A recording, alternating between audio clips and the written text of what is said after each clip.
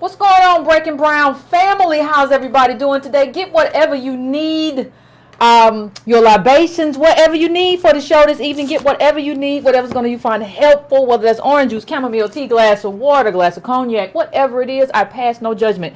Ladies and gentlemen, Breaking Brown family, let's do a bit of housekeeping before we get started, because we got something we got to talk about, and it's something that we've been talking about before, but people won't let us talk about it. But we're going to get into it.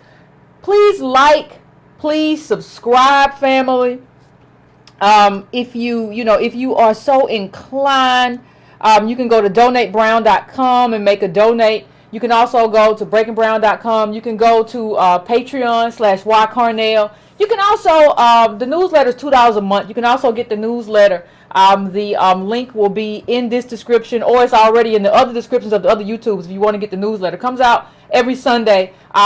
If you haven't received it, I had a couple of emails, but also make sure you check your spam folder, check your promotions folder. Just do a quick search for editor at breakingbrown.com and see if you find that newsletter if you have already subscribed and you don't see it in your inbox. So, now that we've hit that bell as well, so that you get notified when we're on, I think we're about ready to just we're about ready to have a conversation. Listen, Breaking Brown family, those of you who have been here for a while, those of you who are part of the Breaking Brown family, even if you haven't been here since the beginning, even if you haven't been here since day one, I think there are certain things that you know in terms of how we define ourselves, in terms of a tribe, in terms of our justice claim. So this will be framed in that context. This will be framed in the context of how we define ourselves. Now, there's another group, who knew, in this country that also defines themselves as a particular tribe with a particular justice claim. And there's a particular senator who kind of stepped in it by stepping on them and their justice claim. Ladies and gentlemen, please enter in the building Elizabeth Warren. Let me tell you what, Elizabeth Warren should not run for president. I'm not saying the woman doesn't have anything to offer. I think she understands a lot of things about finance, about how the game is played. She has awful political instincts, and she is part of this kind of a weirdness. Now, maybe she just claimed it. But you don't claim something just because your mama told you you had high cheekbones as a part of folklore.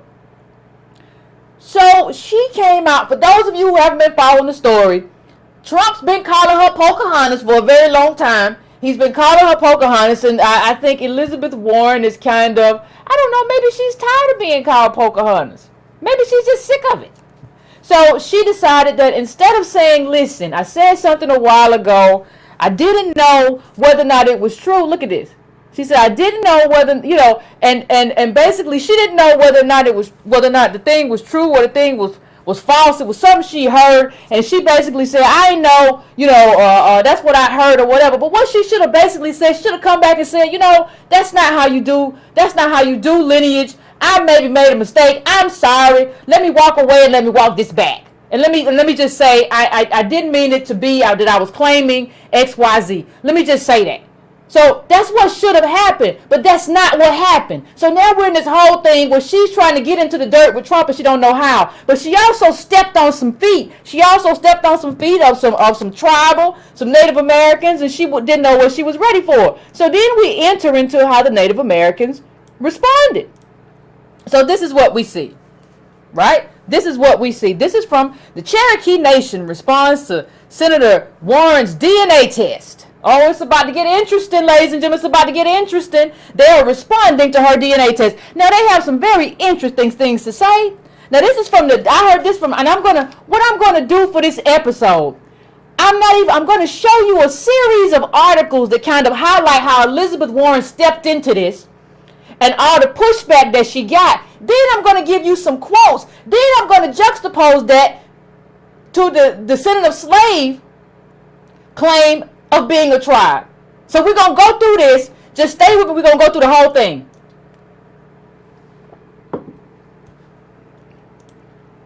We're going to go through everything, Breaking Brown fam. Let's just stay together. So you have her saying, now first of all, the thing said that it was maybe one ancestor 6 to 10 generations back, and according to her DNA test. But that really wasn't the thing that got her the most trouble. But let me just point out one thing in terms of why that's trouble. Because what happens a lot of the times is you had Harvard, where Senator Elizabeth Warren was once a professor, calling her a woman of color. So understand that they were basing this is why this people of color stuff is such garbage. They were basing that off of her having one ancestor. One ancestor, basically, she didn't even know it at the time. She just claimed it and got it. And she sent a recipe in to the Native American cooking thing. It was a cooking thing. And she sent a recipe in, and it was part of this it was part of Harvard trying to claim her to say they had diversity. And so what you see that Native Americans are doing now is they're trying to find a way to reclaim who they are. So it used to be they just used the blood, and now they've switched it up and said, well, we don't really want to do the blood thing as much anymore. We want to find a different way to claim our identity. But either way, we all agree that Elizabeth Warren has stepped in it. See, the problem with using just DNA is that you get this right here. You get somebody like the other week I mentioned, the person who's claiming that I am entitled to minority status or something, or African American or DOS or whatever status because I have 4%. That's why you can't use DNA. And people say, well, Yvette, why did you do your DNA? I did my DNA to show you that we're scattered. That you can't just claim Africa. Which country? Which part? Everybody came back with different stuff. Well, Yvette, I'm 8% Nigerian. Well, I'm 24% Cameroonian. Well, I'm 80% Benin, and then I'm 10% Irish, and I'm 10% Swede, 10% blah blah blah, and I'm 15% British. All this stuff. So when I talk tribe, what I'm saying is that what I'm saying before I even get into this Elizabeth Warren stuff, it starts here. Stop stop doing this erasure stuff. It starts right now. It starts right here. When your people, your ancestors step foot on this shore, this is where it begins. This is where that lostness begins. This is where the thing that makes us poor begins. This is where racializing us begins in terms of all of that. This is where it begins. Wasn't no racializing in Africa, and they weren't even thinking of you as family, or you wouldn't be here.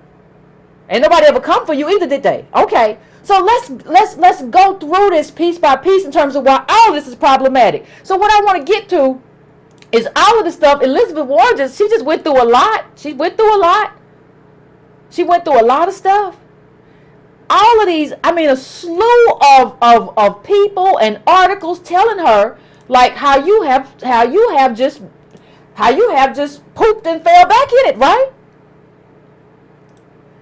But one of the things that I want us to be clear on is how this happened and what Native Americans did and how they defined themselves, and not only how they defined themselves, but how they defined themselves, and through doing that, they excluded Elizabeth Warren from the group. They said, you are not a part of our group.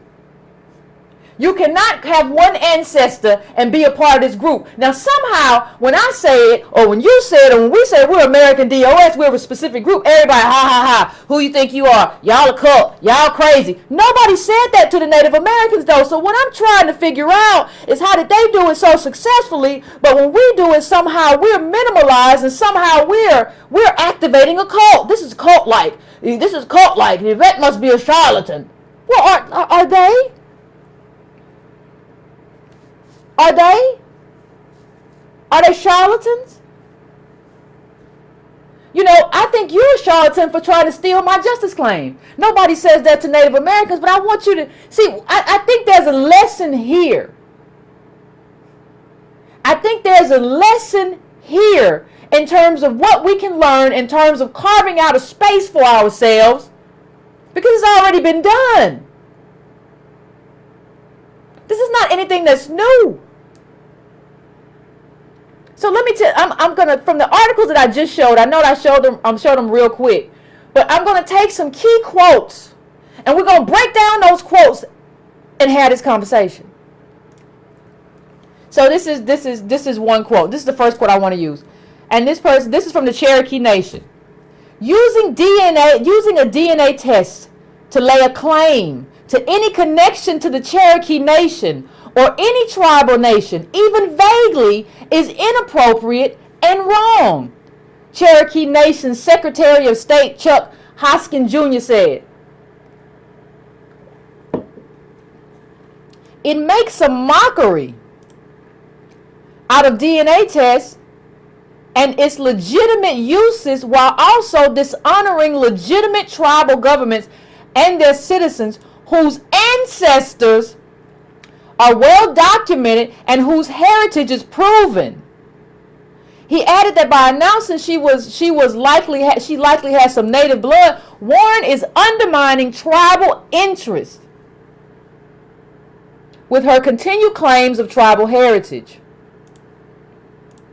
What that quote is basically telling you is that, listen, it's not a tribe if everybody's included. It's not a club if everybody gets to come. We're not a tribe if everybody gets to do the same thing.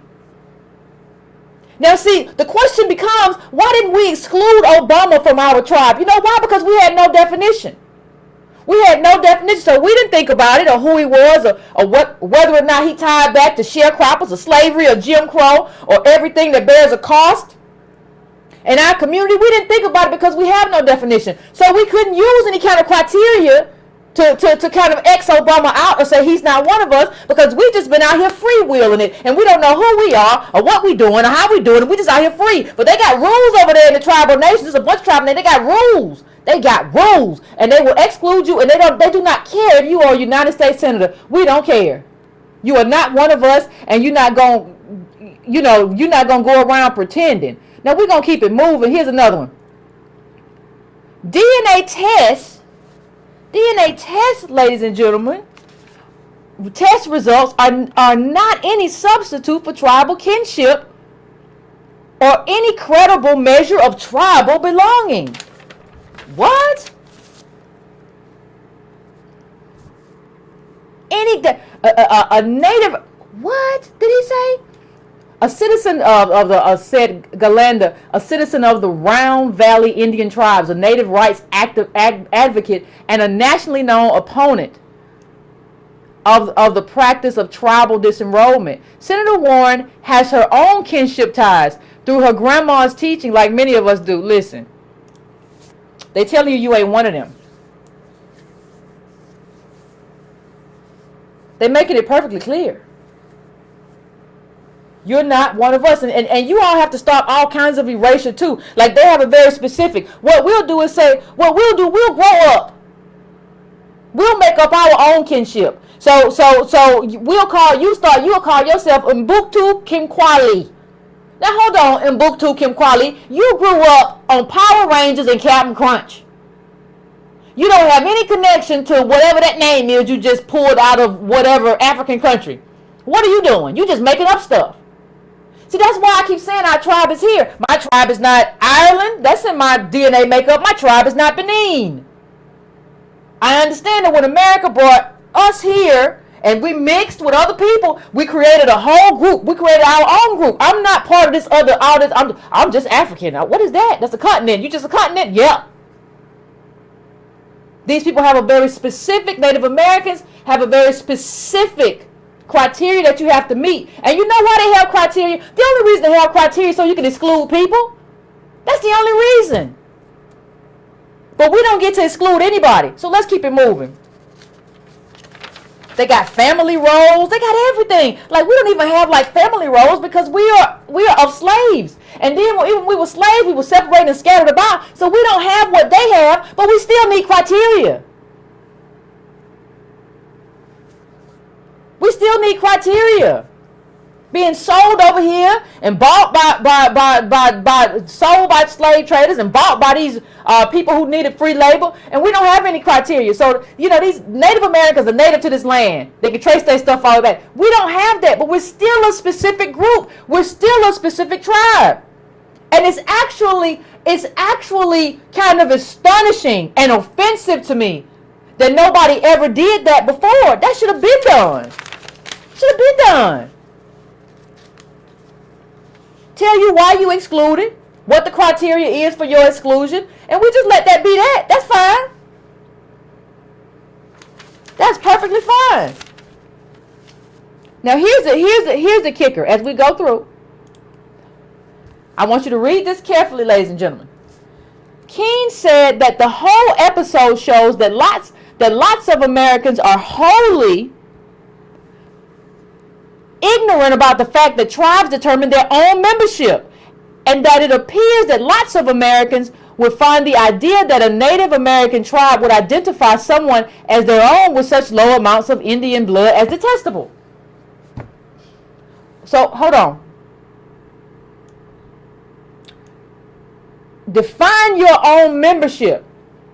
Define their own membership. So what you're telling me is that they're not just defined by blackness or melanin or kinky hair or straight hair or anything like that. They get to define their own members by their own rules. Now, I don't understand if they get to define their own members by their own rules, which makes perfect sense to me. If you're a tribe, that's the point of being a tribe. I get it. Why can't we define our own rules? Why we got to be all black the same? So it's all about melanin, right? It's not about a specific. Hell, even in Africa, they have all kinds of specific tribes. Different African countries have all kinds of specific tribes, but I can't have a tribe. So I'm a cult leader if I have a tribe. But all these African countries, you can look them up. They got all kinds of tribes, but I can't have a tribe. Native Americans have a tribe. Nigerians have a tribe. Ghanaians have a tribe. Everybody, everybody got tribes. But when I have a tribe, it's a problem. Well, I know why it's a problem, because you're stealing from me. That's why the Native Americans were clear. We want something sovereign. We want some land. We want some resources. But if you're going to have that, it doesn't make sense to demand it if you're just going to give it away and let everybody have it. The Native Americans are clear. Trail of Tears, all of that. They have a very specific justice claim. But it doesn't make any sense to have a specific justice claim if you're just going to give it all away. What sense does it make if you just gonna give it all away to everybody who comes knocking? So, okay, you're a brown person and you poor and you just got here. Well, you get some too. Okay, you're an elite darker brown person and you just got here. Well, you get some too. Everybody gets some. That's not a tribe. That's just a group of stupid people who are far too charitable for what they have. That's what it is. That's all it is. And that's all we are. And that's why everybody's been eating our cookies, because we don't have any self-definition. And Native Americans understand that they define themselves, and they understand how they define themselves. Let's keep it moving, keep it pimping. Ultimately, however, the bigger problem of Warren's Indian DNA story is that it reinforces the narrative of identity as being race-based. Read that one more time. Read that one more time. It's not race-based. So what you're saying is, if it's not about race and blackness, what you're saying is I don't have to be in a tribe with the people who sold me into slavery. That makes total sense. It makes total sense. There is no real race. There's only melanin. Everybody got different DNA based on, different, there are dark people everywhere. There are brown people everywhere. That's melanin. And it's regionally determines whether those brown people have straight hair or kinky hair. This is regionality, not race. Don't be trying to con me with that. We all brown. The Native Americans not going to let you come in there and be part of their tribe just based off being brown. So why I got to do it? I don't see y'all telling the Native Americans, y'all are a cult. Y'all won't let me be part of your tribe. I identify as y'all. No. They're telling you they have stuff that's very specific. Now understand that we are very different. We are far more assimilated than Native Americans. Native Americans, although most of them live in cities, they still have a space. They have these reservations, and they try to preserve their culture. We've been far more assimilated. We took care of little white babies. We took care of their land. We lived with them. So we're far more assimilated just because of slavery and what happened after that. But that doesn't mean we're not a very specific tribe with a very specific claim based on how failure was baked into us as a group. We're not a nation within a nation. Native Americans get to be that, even though they too have no standing army. They don't have their own currency. They don't have the things that normally make people a nation within a nation. But they are given a level of sovereignty. We don't have any of that. And part of us not having anything is because we've never defined ourselves. Everybody that comes in and they brown, we just say, well, come here. Oh, we know. Oh, they so awful. Come cry on my bosom. No, I ain't got time. I don't have time. So what they have been doing is basically, when they say it's not race-based, let me go to the next one before I forget my next point. Too often, the Native Americans, they hear the word, I took a DNA test. Too often our heritage and racial identity has been co-opted for monetary gain to claim some sort of exoticism in their identity, or simply because someone wanted an excuse to wear a really pretty Halloween costume. But native identity is not just about tracing a distant ancestor back to our tribe. It's about cultural heritage, our shared experiences, and our participating community. Ladies and gentlemen, who does that sound like? So and I'm gonna tell you, as DOS people, your identity is not about tracing some ancestor back to Benin. That's not about your identity. Your identity has been framed, marginalized, otherized by this country. You don't know nobody in Benin. How many generations that go back? Go over there and hug one of your relations and see how they react. Your grandmama and them live right there in Alabama or Tuscaloosa or St. Louis or Harlem or wherever. And you have to understand something. The sovereignty of Native Americans is enforced by government. That is government. Now, I'll get to in a minute part of the problem that they have. We have two different problems. Us and Native Americans have two different problems. Our problem is this. Our problem is we don't have resources. We don't have nothing. You saw Antonio Moore's article a while back about the percentage of land that we have. Nothing. Rural land, nothing. We don't have anything. The impediments that they have had is that they don't have enough access to the over $1 trillion of mineral resources that they do have. That's just a matter of regulation. That's just a matter of having an administration that says, okay, I'm looking out for you. That's it. Because they've already established the space for a justice claim. They're already working in that direction. That's what you want to do. You want to be moving in a certain direction. You want to have it. Let me show you something before we get to the other part. Let me show you something real quick. Do y'all know who the famous, most well-known gun makers you know? How many, do we have any gun enthusiasts? So, you may know this brand. A surprising bid for Remington and an unsurprising rejection. Remington is a gun maker. Now read this part for me. The Navajo Nation made a bid for the gun maker Remington, which has recently emerged from bankruptcy. Although the offer was rejected, it offered an interesting plan to remake one of the country's oldest and largest firearms companies. Now understand that somebody said Smith & Wesson. Very good guesses. Very good guesses. Glock, Cobalt. Oh, y'all know a lot about the Mossberg. Very good guesses. But if we're talking about right now, we're talking about Remington. And we're talking about, this is just one gun maker. Now understand that, like, these people have rights as nations and sovereign nations because somebody enforced those rights. Nobody enforced our rights, and we won't even try to enforce our rights. But they have this gun. They made a bid for this gun company. When I said to myself, I said, but with what money? With what money? I keep reading all this stuff about how all the Native Americans are so poor. So here we go. The proposal came from the Navajo Nation, one of the largest Native American tribes in the country with more than 350,000 members and land holdings of more than 27,000 square miles in Arizona, New Mexico, and Utah.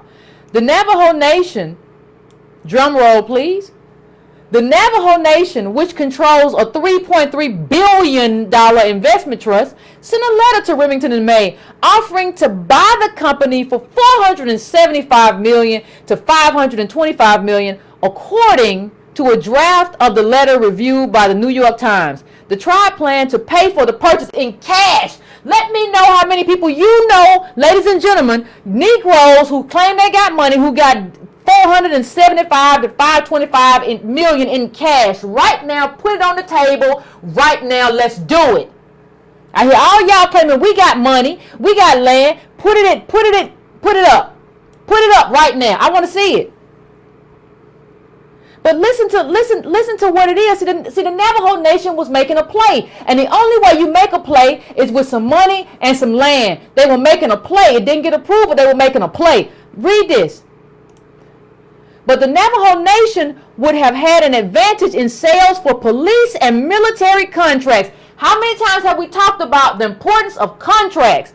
Not only must a certain percentage of government business go to minority-owned companies, but the Navajo American Incentive Act, the Native American Incentive Act also confers certain other advantages according to the American Bar Association. Ladies and gentlemen, now listen. There's also a point in there where it talks about how many Navajo people are unemployed. Let me tell you something. Look at the collectivism though. Like the 70% number that they're talking about. First of all,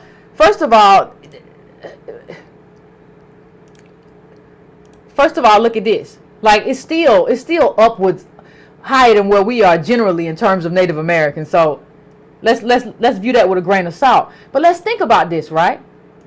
This is the Navajo Nation looking out for the Navajo Nation. They made that bid to get money for their people. They made that bid to get jobs for their people. They got land and they got some money in an investment fund, a few billion. And they made that bid to do something for their people because they have rights, because they have sovereignty. You know how they have all that stuff? Because they established a tribe. And so all they need, like they would have pivoted. So you always looking for a pivot point. They would have pivoted if that had been approved. They would pivot now. There's over $1 trillion in natural resources on Native American land. They have trouble getting to it and dealing with it because they got so much red tape from the government. All they need is a friendly government and everything can shift for them. We don't even have that. We don't have no land. We don't have no money. We don't have no resources to dig for it. Not certainly not trillions or whatever.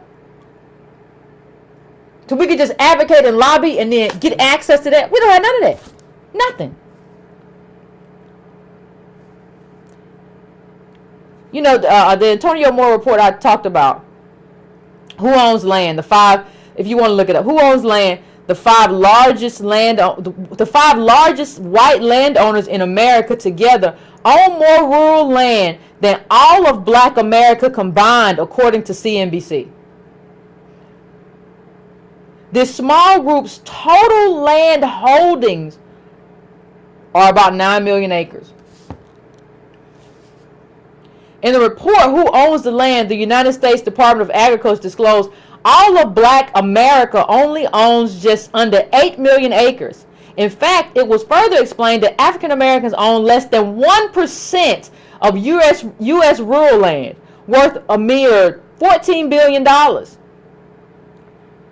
While combined, white American families privately owned over 98% of U.S. land, amounting to 856 million acres, with a total of over $1 trillion. But Native Americans have $1 trillion in resources. It's in that same article. They just can't get to it as readily because the government puts so much red tape over how they use their land. They just one administration away from taking off. So even when you look at it, as we get back to it, understand that all of this is the consequence of being a tribe and being able to define your tribe. It's about inclusion and exclusion. Everybody can't have access to what your tribe has. You can't come over here and let people use you and say, we're people of color just like you, and they use you as an entryway and a doormat to what you have or what you want for your tribe. We're not selfish enough. But here's another lesson from the Native Americans. Hold on one second. Let me get to the next one. A DNA test will not explain the struggle or plight your ancestors had to go through to make it to a rough patch of dusty earth in exchange for their ancestral homelands. Does that sound familiar, ladies and gentlemen? Does that sound familiar? When we talk about hardship, when we talk about how who we are is more than just color, it's more than just melanin, it's more than just nappy hair, it's more than it's true. We have a lineage, we have a legacy in this country that is not defined by you look like me. No, let me tell you, there are a lot of people. You can go from Ecuador, even Peru. There are a lot of people who look a lot like Native Americans. Native Americans ain't never let them in, though. You can't say you're a part of the Native American tribe because you got here from Peru or whatever and you look like them. They don't care. And they shouldn't care. And they've been excluding people for a long time. They don't care. They don't care about how you feel, what kind of emotion you have about it, whether or not your feelings is hurt. And I don't blame them. I don't blame them. Why should I? They're looking out for their people. They even blocked us. Hell. Cherokee Nation faces scrutiny for expelling blacks.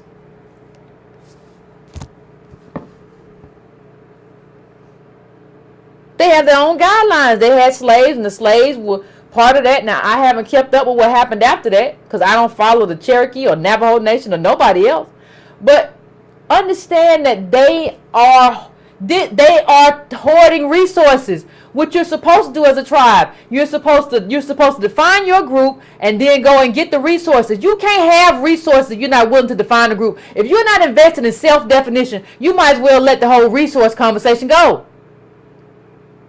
You can't just have resources if you just gonna scatter them about once you get them. Oh, your life, you're doing bad too. He having a hard time. He should have some too. Oh man, you know, we've been through stuff too. We know what it's like. That's an unserious group. It's a child group. You don't do that. It's not how you take care of your family. You can't take care of your family. You taking care of everybody else's family. What kind of madness are we invested in? What are we doing? Let's go to the next quick one. Fundamentally, their anger is about what it means to be Native American. And ladies and gentlemen, who gets to decide? It's not about whether or not you're black. We get to decide whether or not you are part of this group or not. We get to decide whether or not you are included or not. You don't get to go take a... Now understand that they told the United States Senator this. You don't get to decide whether or not you are a part of our group. But we accept anybody. Stray dogs, stray puppies. You could be from anywhere. We don't care. Come on in. We have an affirmative action plan for you. We're going to give you all of what we got because it's the right thing to do morally. But this is politics. Politics isn't about your moral foundation. You can do that at the synagogue, at the church, at the Hindu temple, at the Buddhist temple, wherever you want to do it at. But this is politics. Politics is about scarce resources. It doesn't about giving stuff away. Because you want to feel an affinity towards people who've been disenfranchised. But it's funny that you know, we don't have any kind of criticism for the Cherokees. No criticism for the Navajo Nation. And all the tribes that are like, nah, you ain't one of us. We don't call them cultish. And what is this? What is this silliness? What is this charlatanism? Who are you? Hey. Who are African Americans? They're just a group of lost people. How do they have a tribe? Who do they think they are? You don't say that to them. Go tell Native American that. And please tape it. See, we don't check nobody. We just let people say anything else. Well, you right. You got lost stuff back home. Back home, you do good. You know, y'all got standards. You ain't never been to their home. You don't know what they got. Don't let them lie to you. Another one. While many people see Native American as simply a racial category, she said, we have additional ideas about how to identify when one is Native American that aren't really consistent with the way most Americans think. Our definitions matter to us. Our definitions matter to us. What? Y'all have definitions? Y'all define yourselves? You have standards? We don't know nothing about that. Next up, members in a Native American tribe is membership in a Native American tribe is very precious to us, Mr. Hoskin, the Cherokee Nation's Secretary of State, said in a phone interview. It is not just a card that we hold, it's something that we consider a dear possession, and so we don't take it lightly. This perspective is grounded in a long history of... Wait 1 second. This perspective is grounded... Let me just make that bigger. Y'all don't understand. Nobody's hearing me. This perspective is grounded in a long history of persecution, displacement, and massacre. Over many decades of United States history, the government took the land of Native American tribes, including the Cherokee, and pushed them steadily to the west. Who else did America steal from? Who else did America... I was reading a story last night about two store owners, American DOS store owners, who got hung because they were competing successfully against their white store owner counterparts. We've been plundered for generations. We've been given nothing. Nothing. So please tell me, who else did America steal from? And how is it that we can't define our identity by that? But they can. How is it that when I say we are a specific tribe, we get laughed at? We get laughed at a lot of people who ain't even from here. Your mom and dad was born somewhere else. You get to laugh at me. Are you a crazy person? Either you stupid or you think I'm stupid. And I ain't stupid. So you get to tell me what I'm not. You get to define me. You from wherever you from. But you get to define me and my people and what we're owed. And you just got here. How did we let this happen? How? And I understand. Because I haven't always been here. But being stupid when you're 25 is not the same thing as watching your leaders be stupid at 50. 55, 60. How did we get here? The same way that y'all stole stuff from the Native Americans, y'all stole stuff from us, except you did it for a longer time. You did it for hundreds of years. Every time we got up, pull us down. Every time we got a neck up, put your boot down on the neck. That's what happened here. That is the story of us in this country. That is our legacy. That is our lineage. That is our story. So their land gets stolen and they get land back. They get sovereign territory, right? Well, so much so they can propose to put down. I'm gonna send you $400 million for these guns so we can be doing contracts. So they can make a $400 million bid on something, and they got land, and I have nothing. I have nothing. My people have nothing. And anything my people get, like, it's just, we just throw it away. And it's not just about, like, where was the outrage when Supreme Court Justice Powell made this about diversity as opposed to about us as a specific group? What was the outrage? We should have made that a plank. No. Somebody's got to reverse this diversity BS. This Supreme Court got it wrong. It's not about that. It's about this group. It's about this specific group. That's us. I'm not playing this game. I'm not playing this game with you. When you try to make this about, we're just gonna include everybody going forward, including everybody going forward, or being fair to people going forward, which still hasn't happened for us. It's not the same thing as making me whole for everything that happened before that. And anybody who tells you different, understand, I don't care who they are, I don't care how fancy they talk, is not an ally. Understand, I have people from elsewhere on Facebook and social media, Twitter, who will send me a message and say, Yvette, you all are not a community. You all are not a tribe. Y'all aren't, there's no such thing as a DOS community. But when I go to your page, you have a Jamaican flag up, you have a Ghanaian flag up, you have an Eritrean flag up. Obviously you feel that you have an Eritrean community, but in my country you're going to tell me that I don't have a community. Houston, we have a problem. I don't know who you think you are. And the fact that we listen to people and we allow people to define us as opposed to dealing with our own self-definition is a part of the problem. That's a big part of the problem. That is such a big part of the problem. Now, here's another thing. People say, well, is that, you can't solve, you're not going to solve racism, and you're not going to solve what's wrong with America in terms of capitalism with reparations. I'm not saying everything in the world gets solved because we get reparations. I'm just saying it's old. Like, it is old. Like, what kind of white supremacist are you if you're going to tell me it's not old? Don't call yourself an ally. So if we get it, that doesn't mean we stop engaging in politics. We can still engage in class politics, and then we can engage in moral politics. Because guess what?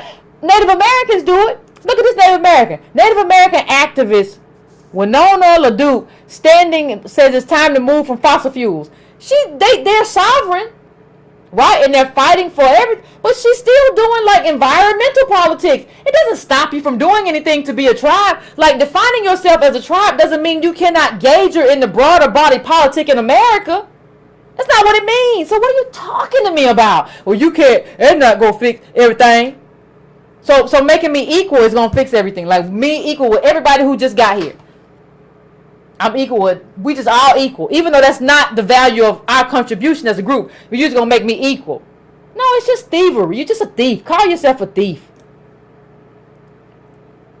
It's just Native Americans, take Dakota Pipeline, protesting Washington. They still protesting. We still do politics. Even after reparations, we still do politics.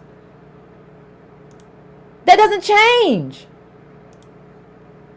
But see, in order to get carved out resources, and in order to have people understand you need a carved out space for resources, you have to have a specific group. You can't say we and people of color and brown people and all. You can't do that. It don't work. And you have to have, that's how you get, like, recognized by the government, and you have resources for yourself.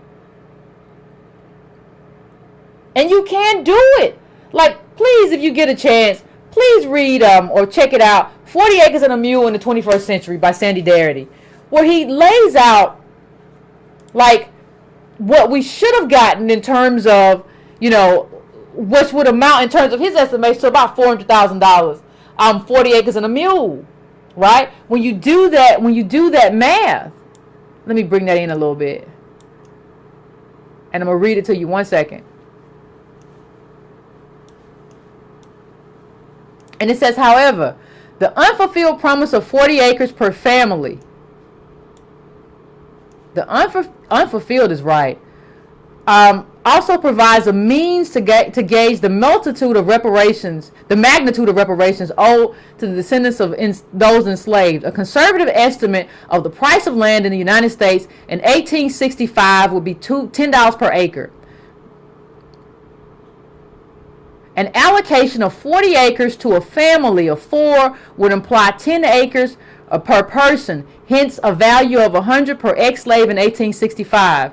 If we also take as a conservative estimate the total number of ex-slaves who had attained emancipation at the close of the Civil War as 4 million persons, 40 million acres of land valued at $400 million should have been distributed to the ex-slaves in 1865. The present value of that sum of money compounded from 1865, a 6%, 5%, you can read that little part by yourself, will amount to more than 1.3 trillion. 1.3 trillion. If there are approximately 30 million descendants of enslaved Africans in the United States today, the estimate based on 40 acres yields an allocation of slightly more than $400,000 per recipient. Like, listen, we can do this. We can do this. Like, and we can define a criteria how to do this. Now, Dr. Sandy Darity of Duke is many of you already know, is an American economist and researcher. He is currently the Arts and Sciences Professor of Public Policy in the Sanford School at Ivy League Duke University, and was the Carrie C. Boschmer Professor of Economics and Sociology at the University of North Carolina. You can't like, this is what it means to be an economist. You can't let yourself kind of be talked to or talked down to by like pop culture, these like little pop culture sociologists who kind of pop up. And I'm not knocking sociology, but you have to figure out and define and make a group for what you need this every field of study for. This is a field of study. I'm not, if I'm trying to talk about gravity, I'm not going to talk to an astrologist. I'm going to talk to a physicist. Right? That's just how it works. And so what we go on to next is when people say, well, we don't know how to define the group. We don't know what we're going to do. Well, here it is. Eligibility for reparations should have 2 criteria. First, individuals will have to establish that they are indeed descendants of persons formerly enslaved in the United States. Second, individuals will have to establish that at least 10 years prior to the adoption of reparations program, they self-identified as black, African American, Negro, or colored. This would preclude persons who have lived as white, thereby benefiting from white privilege, suddenly claiming a black identity to access reparations. And listen, people, listen. We can switch it up. We can switch it up. We can do something different. It's fine. We can change the standards. We could go to, you want to go through however many, like, this is up for debate. But what is not up for debate is that we are a specific tribe. We are a very specific group. And we have a very specific justice claim. That is something that is not up for debate. And it's, if you, let me put this up again. For those of you, if you want to just Google this, you can find it. 40 Acres and a Mule in the 21st Century. Pick that up. Read it. I actually, this is actually my copy. It's pretty marked up, as you can see. But pick that up, read it, and, you know, have that as your basis. And then we can talk about it. Like, if we have like this breaking brown meat, like meat, we can talk about changes that we want to see to it, all that kind of stuff. But we have to get over this idea of people telling us that we're a cult by defining ourselves. We are a very specific tribe, and you don't get to tell me what, you don't get to come here and tell me what I am and what I'm not. You don't get to talk about what I am or how I define myself. That's not your role. Everybody needs to know what their roles are and what their places are. Like, that's not your role, that's not your place. And so we see the importance of this is that we get to move from this fantastical Wakanda nonsense to really being a part of our own tribe. And understand the only reason you like that Wakanda nonsense is that you don't even realize you have a tribe. You don't even understand your tribe. So everything is this nostalgia. I wear bright colors, bright dashikis, and I'm a king and a queen. And everything, because you don't understand the richness of your own history in this country. So I would be an idiot too if I didn't understand the richness of the history that we have here, and the kind of perseverance and warrior mentality it took to like still be here. So it takes us into reality. Like, defining ourselves as a specific tribe anchors us in something real, as opposed to anchoring us in like this Wakanda BS. That's not who we are. That's not even who I want to be. But it's not who I am. It's a given. I'm proud of everything my people did in this country. And we've never been pure African-blooded people. That's not the nature of black women not having control over their, DOS women not having control over their own bodies. How can you be pure when you can't control your own body? And who has access to your body? As in the slave owner. And then they mix in immigrants into white immigrants into the mix. It's a whole lot of stuff that we are. And so you just can't go around calling yourselves Africans in America. Anybody who says that is ignorant. Like, you can't call yourself that. That's an erasure. That you can't unring that bell. I don't care how hard you try. That's a bell that you can't unring.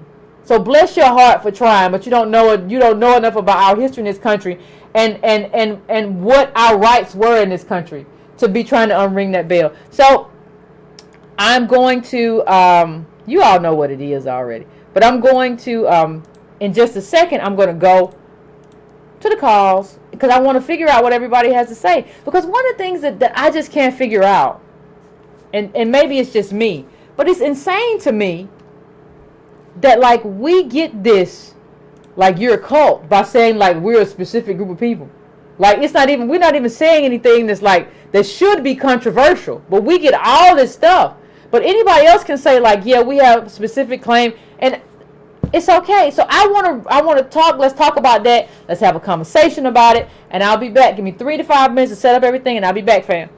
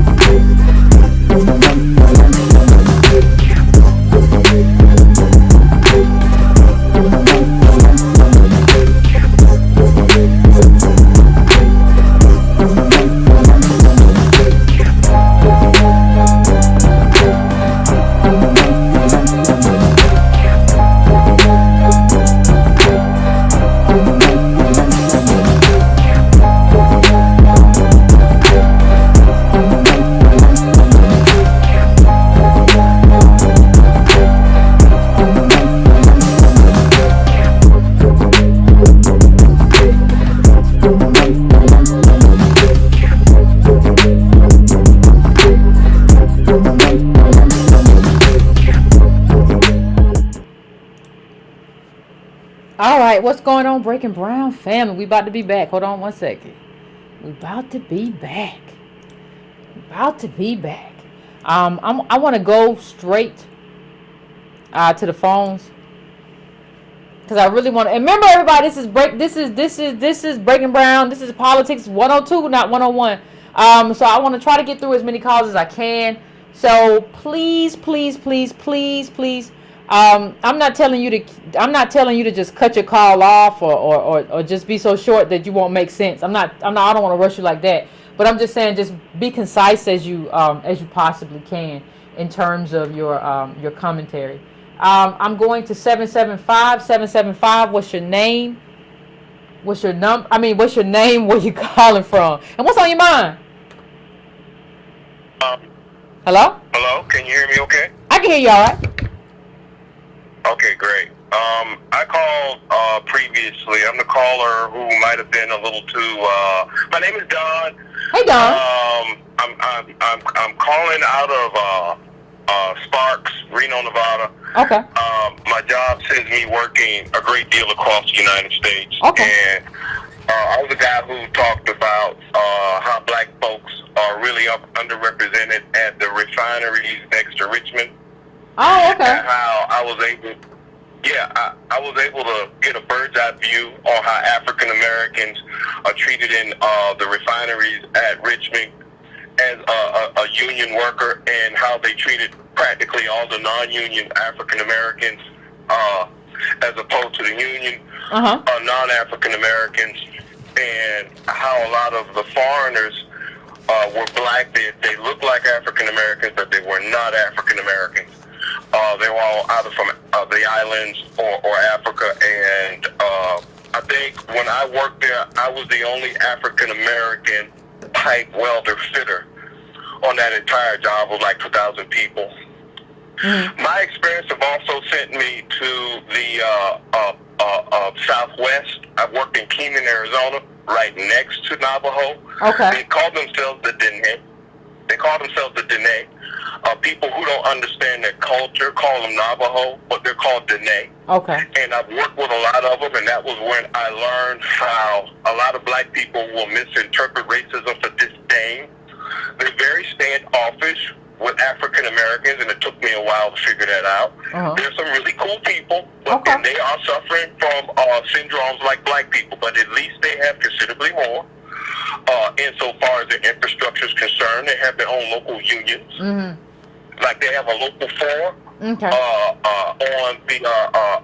reservation, so they're able to put their young men to work. I've worked alongside both their men and women. Okay. They're very competent, hardworking people.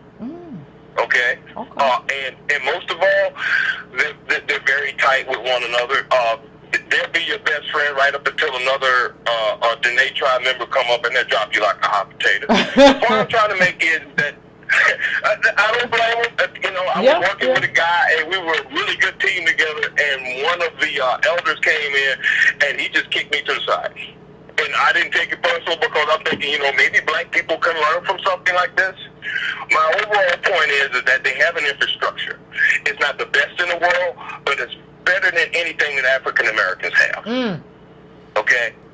And and they're also maintaining their family structure, and they're not overfilling the prison system with people like them to make the unemployment numbers look good. Now you hold on, Colin. You cannot just run away from that point.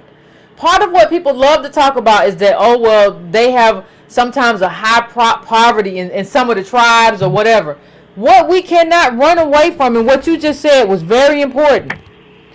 But in terms of you can't talk about poverty numbers by not talking about the fact that their people don't go to prison they haven't filled the jails in terms of mass incarceration, even if their rate was higher. And I'm not saying it is. I didn't even look into it before the show, but because there are more of us, they got decimated. So you can't talk about this there's a lot that's being left out of the context of this conversation in terms of especially mass incarceration. Well, I'll make this short and I get off the air to listen. But what they have, I've been close enough to them to understand that they do have a lot of poverty issues.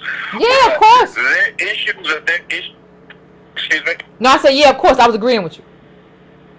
Well, but their issues are the issues that they're handling with, and they're not being treated as poorly as African Americans are. And African Americans, like you say, we need a better sense of who we are, but we can learn a great deal. I have family from South Carolina who's constantly claiming their Cherokee and Blackfoot background, but for some incredible reason, they keep denying their African Americanism, and I'll let you take it from there. And Yvette, thank you so much. No problem, fam. I appreciate you. You have my undying support. I appreciate you, fam. I appreciate you. Like I thank you, fam. I think what happens is a lot of the times is that, you know, and I agree with the caller in terms of the treatment and everything. I think what happens though sometimes is that we like to, and I don't think the caller did this necessarily, but we like to say, well, you know, we should just have done like the Indians, or done like the Jews, and it's just like we didn't get the opportunity. Like there was one group that was designated to absorb all the failure, and that was us, and part of that had to do with, you know, presentation, the darker or whatever, and they had already kind of railroaded us.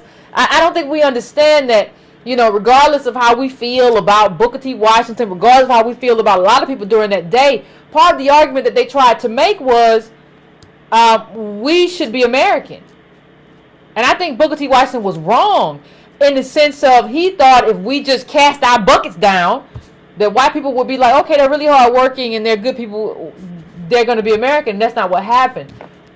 And so he underestimated white supremacy in the worst way. Now, I still, the reason I've never done that Booker T. Washington show is I still can't wrap my head around whether or not that was intentional or whether he just misplayed it, you know, because he came after Douglas and he was, in some ways, he was trying to be the inheritor of Douglas, but he really wasn't because he wasn't radical like Frederick Douglass. There's a whole lot going on. That's the reason I haven't, for those wondering, that's the reason why I haven't done the show. I haven't done the show because I'm conflicted.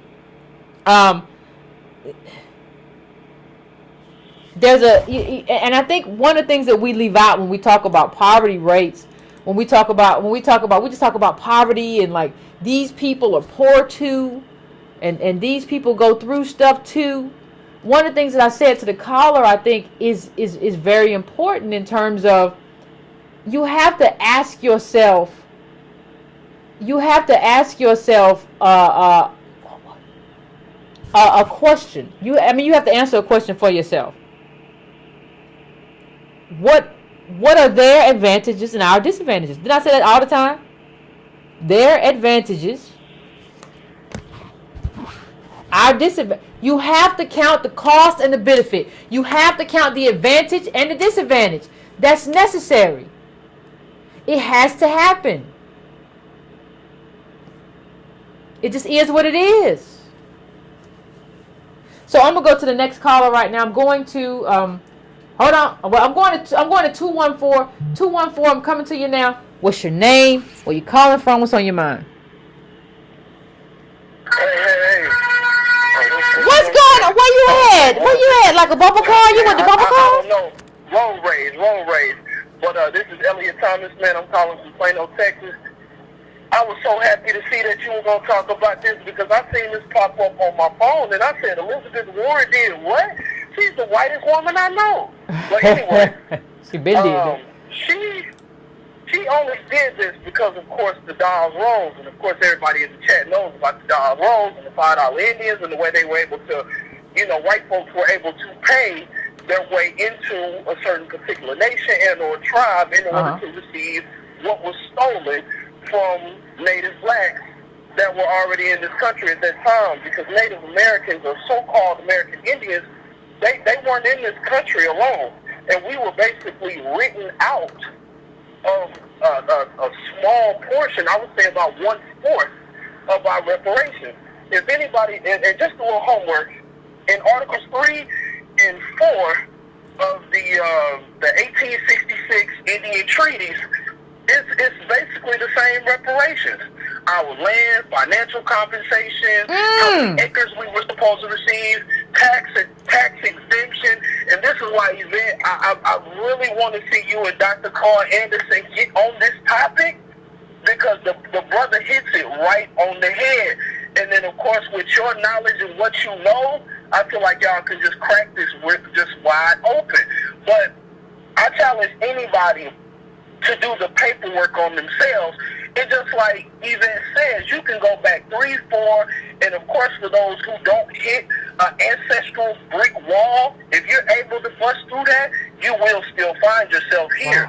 You're not going to find yourself in Benin. You're not going to find yourself in Mali. You're not going to find yourself in Sierra Leone. You're going to find yourself here prior to the 1800s. And you're going to find yourself on the free inhabitants list. Because what actually happened was a war, and we were prisoners of that war. And that's why you have the 5 civilized tribes to begin with, because native blacks that were more aboriginal to these lands were actually enslaved.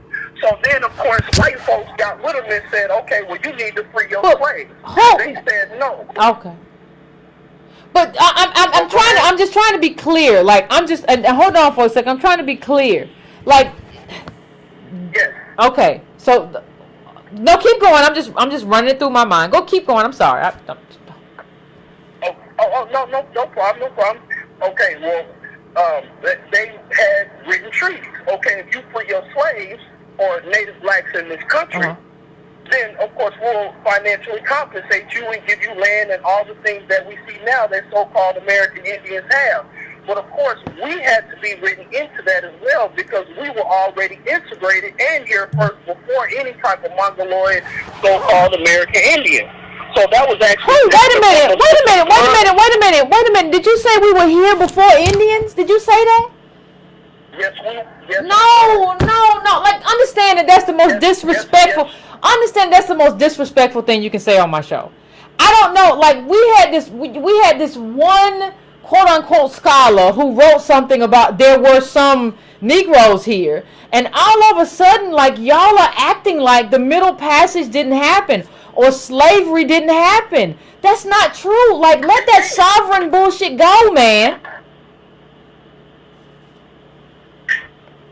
Slavery did happen. The transatlantic slave trade did happen. I'm not denying that. But I'm not going to sit up here and deny that we were here before. Who is we? If it happened, who is we? Define we. So if the transatlantic slave trade happened, who is we?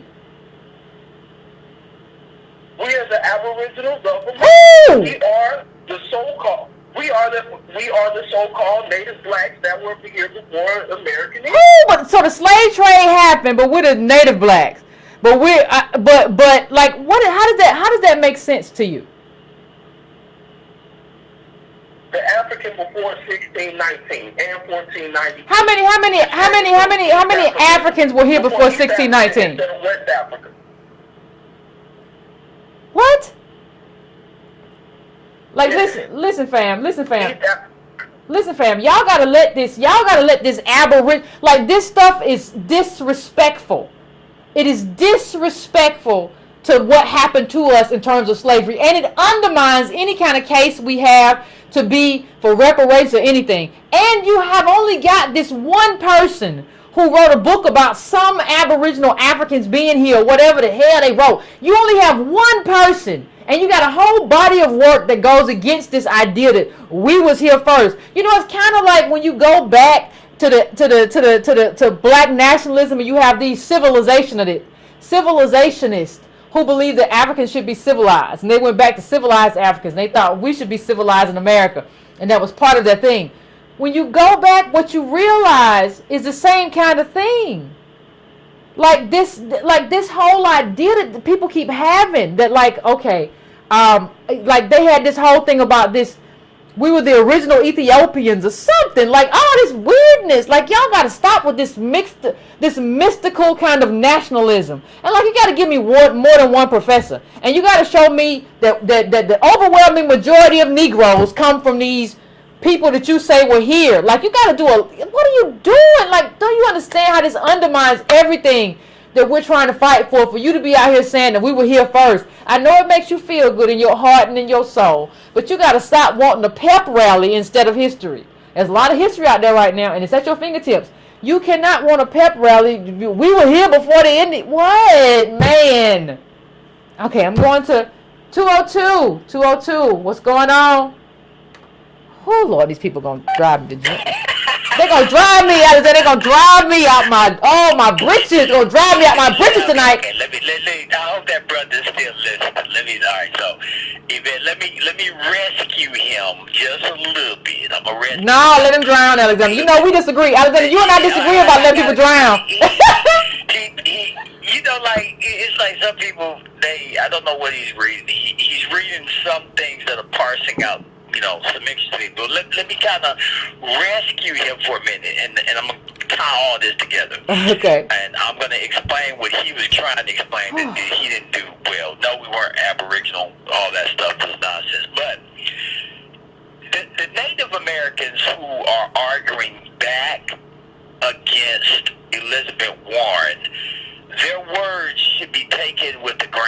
thought. And the reason why I'm saying that, they are saying to Elizabeth Warren today that we don't care, you know, what the DNA test says. We don't care what blood says, because our tribal membership is based on more than blood. That's what they're saying. They're saying it's based on more than just blood. It is not just identity as evidence through blood and through a DNA test. Well, the problem with this, Yvette, the same man that is quoted in that article, the exact same man who is quoted in that article, said the exact opposite last year when a federal judge ruled against the Cherokee Nation in the lawsuit, Cherokee freedmen versus the Cherokee Nation. I don't know if anybody knows. The brother was bring it home. Some things, but he wasn't quite in it. So the federal judge, his ruling, essentially this: the white people did they did slave transactions with Native Americans. Native Americans owned slaves. The 5 tribes that he was talking about, the Cherokee, the Choctaw, the Navajo, and I forget the other 2, they actually owned slaves, and they bought them and bartered them with white people. So after the Civil War ended, when the Civil War was taken off, the Native American tribes sided with the Confederates. And they fought alongside with the Confederates because they, like the Confederates, wanted to keep their slaves. As a result, when the South lost the war, the U.S. government forced new treaties on the 5 tribes that required them to free their slaves and to give them citizenship in their tribe. Did you hear me? They forced them to free the slaves and give them citizenship in their tribes. Most of the tribes did it. The Cherokee did it for a few years, and then they excluded all black people from their tribe. And so they fought a case for years, almost 30, 40 years this case went on, the Cherokee freedmen versus the Cherokee Nation. And a federal judge ruled last year. A federal judge ruled, and these are his words, not mine, that blood cannot determine tribal citizenship. That blood cannot determine tribal citizenship. Well, this is the exact opposite of what the Cherokee Nation was arguing last year. The Cherokee Nation, ladies and gentlemen, like the other 4 major tribes of Native Americans, were not our friends, and they are not somehow our blood brother because they were oppressed like we were. They were co-conspirators in our bondage. That is very important to know. They were co-conspirators in our bondage. And so what you should also know is that the original black members, black Cherokee freedmen, as a result of this decision, they got reparations. They got most of them got 40 acres. They were given 40 acres. There was one woman who not only got her acreage, but the acres for her family to the tune of, I believe, 140 acres. A woman down in Georgia, Florence Rogers, I believe her name. The name of the roll, all of Cherokee Native American membership can be traced back to the Dawes Act. And out of that act came these thing called the Dawes Rolls, and these rolls were created by the United States Native American Commission, and it essentially chronicled or surveyed all of the Native Americans of the 5 major tribes in the nation at that particular time. And so the Dawes Rolls actually included black people who had been enslaved under Native Americans. So what the brother was getting at, he's about 200 years. He's about 200 years. Well, actually, he said 1,400, so he's about 400 years too soon. But we weren't Aborigines, but we were enslaved by Native Americans, and the case was just say, Yvette, I'll send you some articles on this. You can actually read up on it. But the case actually was just settled last year, and so now they have ruled that these black Cherokee freedmen are now entitled to their share of pro rata federal payments to the tribe. So I just wanted to clear that up. That's very important to know. That's very important. So linking it back to Warren, is important because what they are arguing today against Warren, they argued the exact opposite before against black people. And that's the point I wanted to drive home. So the brother, he had some interesting points in there, but he's about 400 years out of the world. We were enslaved by Native Americans. But listen, Alexander, you see, I see some people asking for those articles. You see what's going on, Alexander. Alexander, you see what's going on, though, right? Like, everybody's changing the rules to benefit them.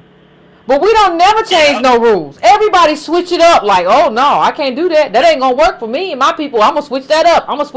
Like, Native Americans just switched it up. Like, we're going to do that. We're going to do this rule to exclude Negroes, but we're going to switch this rule up to make sure we don't include these white women like Elizabeth Warren, too. Everybody's doing it. Like, so I don't understand. Hold up. Now, it's the reason. Let me say this. Go ahead. If Mitch McConnell came out and said he was Native American, you would not see them doing that. Ooh. So just like listen now, just like they sided, the Native Americans sided with the Confederates in the Civil War to protect their slave property interests. Who is Elizabeth Warren? Elizabeth Warren is a Democrat. She represents the if this was anybody affiliated with anything alt-right, anybody affiliated with anything Republican, they would not be coming out. The Native Americans, even though they have their own system, they are by and far in bed with Republicans. Why? Because so many of the policies that Republicans push ultimately have trickle-down effect for Native Americans. So they have traditionally been conservative, and so they too are playing politics. So if it was Mitch McConnell, they would say, "Oh yeah, we get you membership because it's a business." She is a person. So I just want to point that out. Yeah. But you're right to suggest at the beginning about her naivete as a politician for going down this road, because I think it's going to hurt her. If she's trying to secure the 2020 nomination. So it's just something to think about, people. But she doesn't. And let me say this last. No, I'm gonna let you stay on for a minute, Alexander. Keep that thought. I'm not cutting you off. I'm just saying that, like, I think this goes to how much political instincts matter. That was a horrible political instinct to think that you could play with Trump by doing your DNA. And it's not like your DNA came back like 30% and you could be like, this is a lot. This is really a lot. I got a lot of Native American. And you you didn't even go to the tribes beforehand and let them know, like, hey, what does this mean for me? Can I be a part? Like, I think people need to understand that she doesn't have the political instincts to be in this game, like on a presidential campaign level. But go ahead. I didn't mean to interrupt. The only thing I'll say about that, I'm apolitical, but when it comes to, I don't think politics. You know, you and I have had our conversation. We fight like dogs in the street. I will say this, Yvette. The reason why Democrats lost in the last cycle is because they put up an establishment candidate in a populist year. Yeah. Elizabeth Warren is not establishment. The establishment hates her. I will say, unlike a lot of the other establishment candidates, she's a fighter. But her time, whatever people want to take. I agree with you. I agree with you, Alexander. I agree with you. But I think her time was Hillary's time. I think she should have taken the mantle from Hillary. Like, I think that was her moment. I think y'all are getting what me and Alexander do all the time. Like, I think that was her moment. But I think she refused to try to take the mantle. I agree. And now that will play into your narrative about she may not be fitly, because the fact that you sat down to the establishment, may say something about your fitness for office. So that's a great point. Only thing I'm saying is that as a president, I see people in like, oh, how could Alexander be apolitical? Let me explain to people what I mean by that before, because I don't want nobody to take. Look, me and Yvette go back and forth all the time about these particular issues. My position on politics is this. I don't think black people have ever gotten anything out of politics but crumbs. I am a person who chooses consciously. I don't get too high. I don't get too low. Trump doesn't upset me one bit. As no other president has upset me one bit. I believe that our strategy going forward, it needs to be grounded in something more permanent than politics. Politics changes like the wind, and there was a way, and you gotta play it, though, in previous history that black people were able to eke out existences under seemingly hopeful circumstances. As I told y'all always, I am a fatalist. I don't believe any of this shit matters. I believe at the end of the day, just gonna die. What they say, Yvette, Tone said, our collective wealth going to by 2053 going to zero, and by 2054 we enter in negative equity. So if you are a black person who is trying to survive all of this, you have to really look to things that are more permanentized versus temporal. And but what is more permanent? But here's what, y'all go witness one of me and Alexander's fight. We're not gonna take too long. But what is more permanentized? And here's what I'll say. Here's what I say about crumbs. You and I have this fight all the time, Alexander. When you need to eat, when you need food, a calorie is a calorie. Like, I don't even think of food as food no more. Food is like, how many calories do I need in a day? Like, if you can get calories, like, calories is calories, man. Like, that's the fight the me and you have. Like, Alexander's a fatalist. Alexander's like, white supremacy is undefeated. So with this, well, look, I'm taking it a step further. Ooh, it's about to light up, Yvette. You ready? I'm about to take it a step further. Oh, hell. I love Donald Trump. I love him. And you know why I love him? Because he is peeling the scab off of the sword that America needs to see. Has anybody, and I can say this, if you have ever seen that movie, The Watchmen, it's a superhero movie. If y'all remember, there were several characters that became heroes as a result of a nuclear accident. And one of those characters was Dr. Manhattan. And so Dr. Manhattan was the guy who could walk across the sun. And he ultimately became a villain because he saw that America was using him to conquer the world. But he became a villain to unite the world and create a common foe. That's what I believe Trump is. I believe Trump is the common foe. He is the villain that unites. And I've always said that Trump would be horrible for America in the short term, but in the long term, I believe he would be great for America. Why? Because he would teach the next motherfucker that gets up and says, choose the language, Alexander. Hope and change. Hope and change. Kamala coming with that. Cory Booker is coming with that. All the other candidates are going to come with that. And if you fall for it again, it will be your fault. Because Trump was elected on the contrast to that. Well, I've always said something different. I've always said that Trump is the most honest representation of America. And I think in terms of our leaders, we have previously been lied to. And we have been deceived and bamboozled. I think Trump is the most honest representation. So look at it and tell me what you like. Tell me what you see. Because he's the most honest face of what it is to be what America really looks like. So I mean that's something to come here. And you got to accept it. Black people need to accept, and a lot of black people, even on your show, they have not accepted that. Look, Obama, they looked at him as, we have a messiah complex. We believe that there's nobody coming to save you, black people. Obama did not save you. Obama wasn't us. He wasn't us. In trouble, and you're gonna have to come to the conclusion that Obama is gone.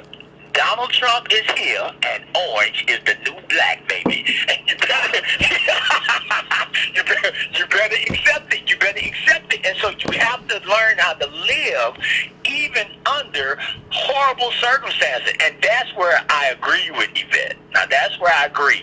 You still have to be able to eke out an existence, and I think she's giving you some antidote. I just don't believe collectively it's gonna make a difference. Well, because let me tell you, but let me tell the truth on you, Alexander, because you believe that like most of us aren't gonna come around. Like part of your belief that we won't do that is not just about white supremacy. It's about the majority of American DOS citizens of slaves coming around. Like we not there. Oh no, we're not going to come around, and we're not going to come around because white supremacy, what it was magnificent in doing, is destroying our communal nature. It destroyed it. It destroyed it. That's why I tell you all the time, I don't trust no black people till I see you around white people, because I've seen too many times. Like, what's the quote? Booker T Washington said, even if you mustered enough representation to overthrow one slave plantation, when you got to the master's gates, his slaves would meet you at the gates to fight. I remember that. Up from slavery. To preserve the master's reign. Booker T. Washington, Up from Slavery. It's in there. Huh? I was telling people where the quote could be found. Booker T. Washington, Up from Slavery. Yeah, you can't do anything about it. So why I said it before, it's a privilege to get to fight white people face to face. No black person has ever got to do that. We have to fight amongst each other to just get to the master's gates. And only when we get to the master's gates do we find more Negroes coming to destroy us. So how you fight that, Yvette? How you win? What's a win in that? You laid out what you think some wins would be. Yeah. But I told you, I just don't believe. I don't get to believe. I don't know. I don't have confidence that any of this is ever going to change collectively. Collectively. Yeah. Because of what we're doing. There'll be a few Negroes like you in town who keep the good fight, but I'll sit back and I'll have the popcorn going, watching it all go down. But I just don't think that, I just been in this thing a little while. You ain't finna watch nothing go down, Alexander. I'll snatch you out your house. You ain't finna just sit back and watch nothing go down. I don't think you know who I am. I'll find you. Look, I root for the squad now. I root for you, and I'll be the man. I'll be the dude. You'll find a bag of cash somewhere.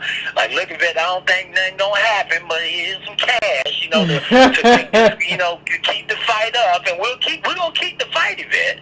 We're gonna keep the fight. Now, I ain't saying don't fight. But I'm saying you have to understand what you're up against. And I do. Derek Bell, the permanence of race and racism. There's no escaping it. White supremacy is undefeated. Yeah, but and I agree with you. I'm gonna let you go on this point though. I listen. This is what me, Alexander. Like if y'all don't know, thank you, Alexander. You got any last points you want to say before I end the call? No, you go ahead. Okay. Man. Y'all can have the last word. I've taken up enough time. All right, appreciate it, Alexander. Listen, this is what y'all don't understand. Me and Alexander go back and forth all the time. Like me and Alexander talk and we go back and forth all the time. My thing is, I don't think because white supremacy is undefeated, it can't be defeated.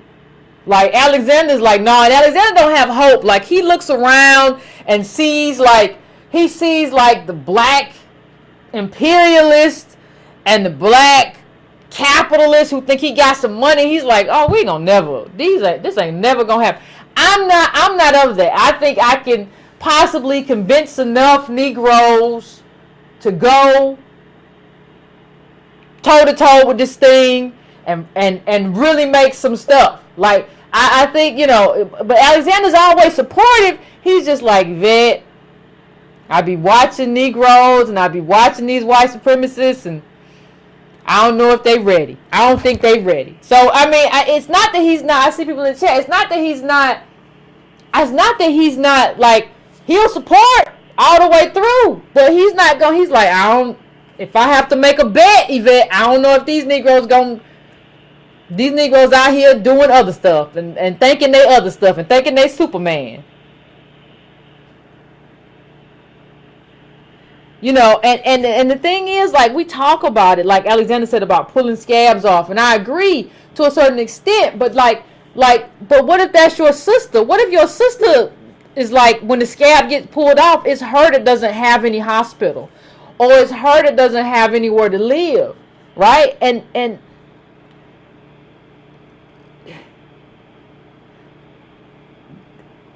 we can't be loving other black people and be okay with like policies that cause them pain and policies that disenfranchise them and policies that cause them to suffer. Like if you've ever seen a person suffer, if you've ever seen a DOS person suffer and you know what that suffering comes from, you can't be okay with that. And like there's a way, like there's a theoretical way you deal with it, but like I don't know, like I read somewhere like there's never a revolutionary where like what causes them to be a revolutionary isn't love.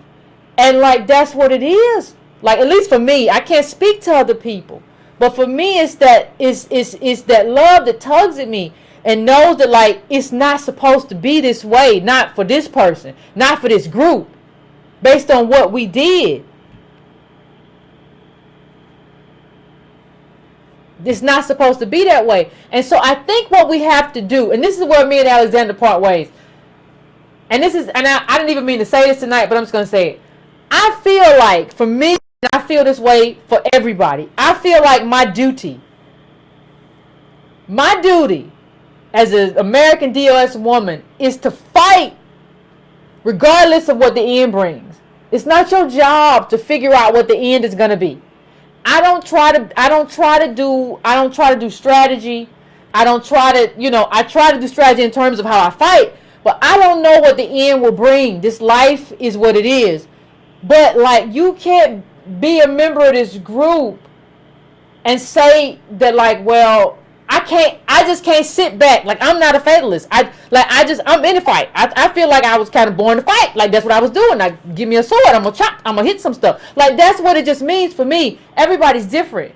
Everybody's different in every different kind of way. But that's just how I'm anchored. I feel like you don't have a right to be like, well, it's not gonna work on like that. But I don't think Alexander's doing that. I think Alexander, his fight is like, I'll donate to you, I'll help you.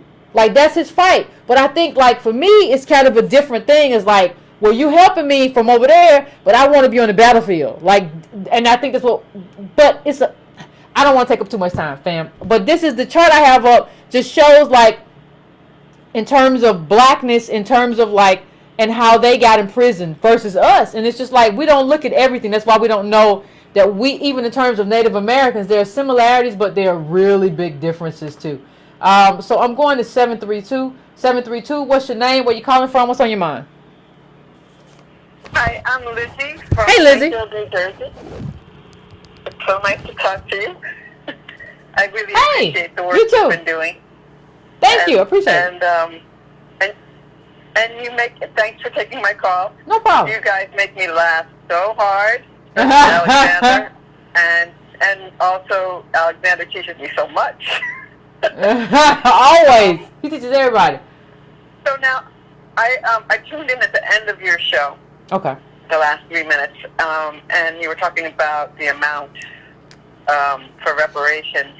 And 40 acres and a mule was not enough then. So the equivalent is not enough now. And I would say that it should be at least $2 million. Oh, wow. Yeah. For every descendant of slaves. And also, I would love to see the Breaking Brown family come up with the demand, all the demands, right? Which would be to end mass incarceration, to restructure the police force in the United States because it was based in slavery, and so it needs to be completely restructured, and everyone needs to be fired who's part of the police force. Almost all of them need to be fired, and we need to have the new police force. About education, we need to have teachers who are not racist teaching our black children, because most of them are racist. And I'd love to hear all of you come up, to brainstorm what the demands should be. Okay. Well, I appreciate it, Carla. I appreciate it. I think in terms of. All right. Thank you for taking my call. No problem. I think in terms of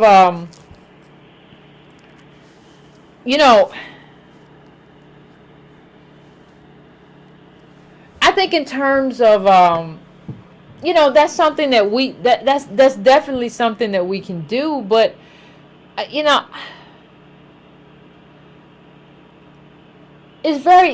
have to avoid a lot of pitfalls, right?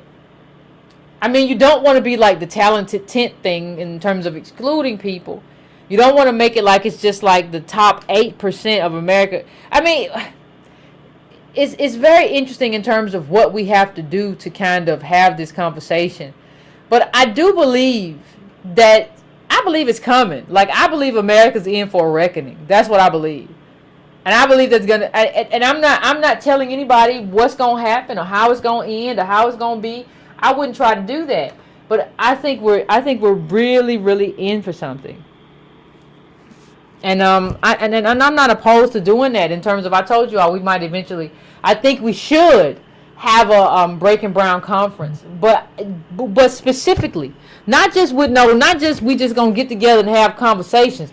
Specifically, like from people from different regions coming up and doing actually, like, not just data, but like having tables about what your specific community needs are, and like what that means in terms of your politics, and a list of your politicians, both state and locally, everybody from the dog catcher to the doggone state, local lawmaker in your community, and what has to happen and how those policies have to change. That's a complicated thing, but I think that's the kind of thing that has to happen.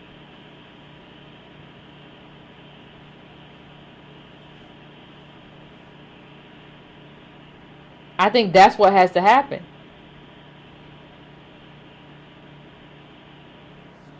Right. So I'm going to the next caller. 973. What's on your mind? Where you calling from? 973, you there? Cut down your background. Okay. Okay. Yes. Thanks for taking my call. No problem. I first want to say I consider myself an ally of the Breaking Brown family, and I want to just make 2 comments on this show.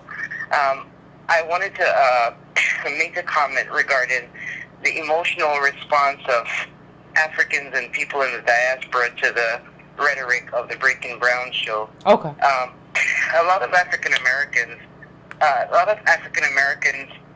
have had the struggle of self-identity, and now that you're talking about your self-identity as descendants of slaves, Africans and other Africans in the diaspora typically respond in an emotional way, and I think that's inappropriate. The first thing is, I'm a Jamaican, first of all, by birth, so I'm the first of my family to be here. And one thing that we have to recognize as immigrants from the diaspora in Africa is that we're not able to benefit from all of the things in the United States if it wasn't for descendants of slaves. So homage needs to be paid to that group. That's my first comment. Mm-hmm. My second comment is around the talk that you have going on this show. We really appreciate hearing this. Thank you. And we want to be able to, other countries that are making progress should be helping the descendants of slaves formulate a template on which they would use to get reparations and be able to address the systemic issues that impact overall the African American community. So I just want to thank you. Thank you. I appreciate what that. you do. We're listening, and you do have allies out there that thank you. Want to participate from our part. I appreciate that. I appreciate that, family. I appreciate that, and I want you to know that, like I know I have allies. Like I it's funny. Like people be like, well, how'd you know this about us, and how'd you know this about Jamaicans, and how'd you know this about Nigerians or Haitians? I'm like, because I have people who tell me who are from that. Like I know what it is. Like I'm not just playing. Like I understand what it is. I understand what it means. And it's interesting to have people say, oh, the GOS movement is xenophobic. No, we have allies, and we want our allies to be in this kind of archetype. Like this is an ally who is trying to understand us and doing stuff with us. These other people are not. Like this is somebody who is trying to do stuff with us and appreciating our contribution and trying to bring something to the table, as opposed to just extracting and trying to be like, oh, we don't know what y'all talking about. Y'all just a cult. Like it's a different thing. You have to know how to recognize an ally. That's it. 310, I'm coming to you. What's up? What up, man? I was just calling in. I didn't plan on calling in. Tone Talk. It's interesting to hear us talk about like reparations with no idea what's going on right now in this country with black folks. So, I'm calling because the last lady said, reparations should be $2 million. So, let's talk about it. We're talking that that black people, as a race, of 40 million people out of 300 million should be propelled into the top 10% of America. Really, that's more like top 7% of America. So take 40 million blacks and put them in the top 7 to 5% of America. And then push the other white people down. We can't even get y'all to really be on American DOS. Do you understand the political clout and power and politics it takes to make that happen? And are you ready to sacrifice to do that? You know, I found it interesting, you know, what Alexander was saying, because it can't just be two people, like, or I'm not saying it's just me and you, but everybody got to do these, like, conversations at their house and at their, this ain't just going to be us. It's your kids that's going to not have no job. We ain't got no kids. So I'm just saying, like, we got to get straight with this thing about what we saying, because we just say stuff. All right, so let's talk about it today. Today, according to like recent data, 2013, 2014, we saw the number of African American males incarcerated at 745,000 African American males. According to like the World Prison Institute, the number of women incarcerated was 714 at about the same time. So 4 billion women would have produced the same number of prisoners as 19 million African American males that come from slavery. This is a new segregation. That's how they just fixed segregation. They just made it into the prison. So then you want to say, while these men are in prison, while your whole population of men are made into prisoners, we just want you to put us in the top 10%. Well, you're not even protecting all these men going to jail. So why would they give you that money? I just feel like why would they give you that position? Do you understand the sacrifice it takes to make yourself heard? Do you understand the vocalization of your own interest that it takes to be propelled into the top 10% of the wealthiest country in the nation, in the world? Sorry. Nah. You want to have your white friend and watch Golden Girls. I made the point last time, I'll stick to it. Y'all remember sitting with a black girl, she knew all the words to Golden Girl. What you know that for? They got you that propaganda? This Friday I'm doing the show on the collapse of the black male. I believe that the NBA, NFL, and Jay-Z are the greatest propaganda tool in modern history. When you really start understanding the incarceration of black men, you start understanding that the only way this works is by creating a whole propaganda around black male success, like Yvette's last show showed, and we ate it whole fall. They put more black men in prison than all the women in the nation, and nobody really cared. And people will say, you're saying it too many times. That's cool.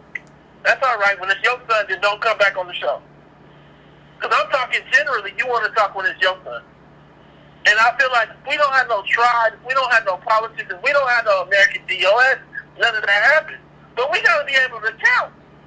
Like, we can't just say $2 million and not be willing to put the blood in for the $2 million. Because you're talking about knocking a lot of people off the box that are willing to scratch eyes out. You know what I'm saying, Yvette? I hear you. But I know a little bit of the lyrics to Golden Girl, so I ain't going to mess with you, Antonio. Yeah, but that's our problem. Is everybody got a little LeBron James and a little Golden Girl and a little, and they want to say what's the solution. And like I'm telling you right now, they got the solution for it. It's called a line scooter that's 40 pounds, where you lift it up, put it in your house, and charge it for $5. Where you drive a Lyft at 3 in the morning after you worked all day. They got the solution for it, so you can watch some Seinfeld. But see here, I hear you, but here's the thing. I think there's a difference, and you probably disagree. I think there's a difference between having white friends that you placate to and having white friends that you make feel comfortable about their role and like they're normal and they ain't did nothing wrong, as opposed to like being American and somehow being immersed in the culture of Americanism. And my pushback, I think that's bullshit. The only person I've seen do it right is Dr. Cosby.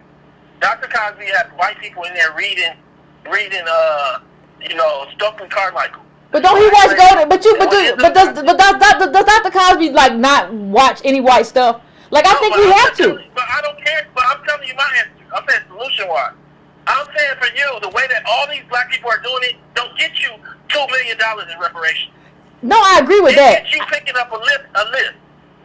And that's okay, though. They got the list for you already. Like, the way this thing is going, look, again, more black men incarcerated than all women globally means that your group is a failed state. After coming from slavery. Yeah. Today.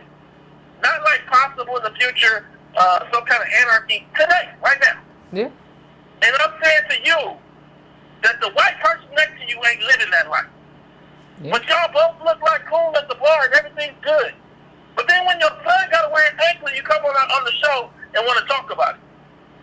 You can't, like, it's too scattered. And this is why tribalism is so important, because it holds people accountable to a standard. We ain't got no standard right now. And what people just be saying is just like 2 million. 2 million is blood, sweat, self-interest, selfishness, aware of unique claims. There's a lot of stuff inside of 2 million. But we just see it as a number. But I just want at least to put it on a metric ruler for everybody.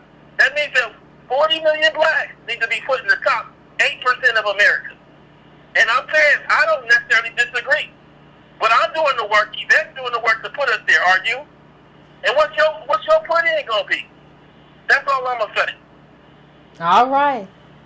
I agree with most of what Antonio said. I just think that, like, it's sort of like this idea that, like, we're not a nation within a nation, right? So my whole thing is, like, I don't think I've ever had, like, a white friend. Like, I knew white people, but I don't think I've ever had I don't think you ever run about. I was Yvette's friend. No, you weren't. I may have known you from work. But I think, like, it's so complicated because I think, like, American culture is American culture. And, like, we're Americans, and so we kind of get thrown into this, like, American culture. And it's kind of like the way black men do basketball or do football. It's part of American culture. And it's like the way we do other things is all part of kind of American culture. So it's a complicated. That's actually a show probably in and of itself. But let me just go on. 214. I'm coming to you. 214. What's your name? Where you calling from? What's on your mind? Hi, Yvette. What's going on? Williams. Can you hear me? I can hear you fine. Oh, okay. It's funny. The first caller was my cousin, Don. Oh. He's the one who turned me on to you a couple of years ago. And both of us are descendants of slaves, both sides. We share a set of grandparents in common. But I was calling because you were saying that people were referring to you as a cult. And I don't get that. And because so far I've been listening, and we've been anchoring ourselves in lineage and in data. So how does that fit with a cult? That's my question to you. I don't know. It doesn't. It does not. It doesn't. It absolutely doesn't. But the thing is, like, I think that is a way just to shame us for trying to own who we are. Like, there is no cult in just, like, owning the truth. The truth is that we are a specific group with a specific claim. Like, one of the things that Ta-Nehisi Coates, the case for reparations, made clear is that that's just undeniably true. It's not a question about it. There's no thing that you can undo. It is undeniably true. So I think you have to question the motives of anyone who says differently. It just is what it is. Alrighty, thank you. No, appreciate it. Thanks, Tom. Another thing. Go ahead. Alright. Now, another thing. Every other group gets to be a group. Like the Dominicans, yeah. They will deny you. If I go to the Dominican Republic and claim to be Dominican, they'll say, no, you're not. So why can't we be in America and claim to be descendants of slaves and have our own group? Absolutely no reason why we shouldn't. Absolutely no reason. And absolutely no reason. And when I was in the Dominican, the first thing they asked me was, who was I? They were like, are you Haitian? Who are you? Claiming me as you, as them. Yeah, they asked me, who was I? And I had to explain. I was from Virginia. I come from descendants of slaves and everything. So I don't see us as a cult. I see us as a group, as a tribe that's now putting up a hedge around ourselves and saying this is who we are. Absolutely. Thank you, Carl. I appreciate it. I appreciate you calling in. Yeah, that's just what it is. People don't like it, but whatever. I'm going out to 714. 714, what's your name? Where you calling from? What's on your mind? Hey, Sister Yvette. This is Star Fury in Corona, California. How you doing? Pretty good. How about you?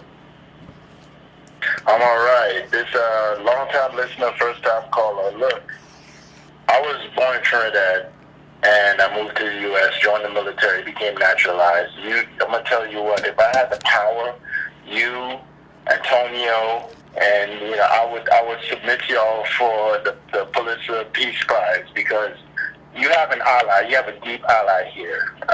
You have changed my perspective. Y'all have changed my perspective on what it is that it takes to be an American citizen. I don't claim African American here anymore. Okay, because I've realized that after listening to y'all, it is so much involved in being here and being part of this culture, and especially with this topic that you're saying tonight. I'm gonna just tell you this quick story. Growing up in Trinidad, the Trinidad coming from the English, there's been two classes: the Eastern Indian and African slaves, right?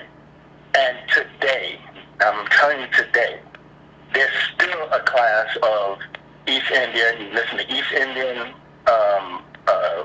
songs, their Hinduism, their food, and they still consider themselves as a tribe, right? Okay. Now, coming here, and I went to Howard with you. I graduated from Howard in 2008. So I saw both sides of it. You see what I'm saying?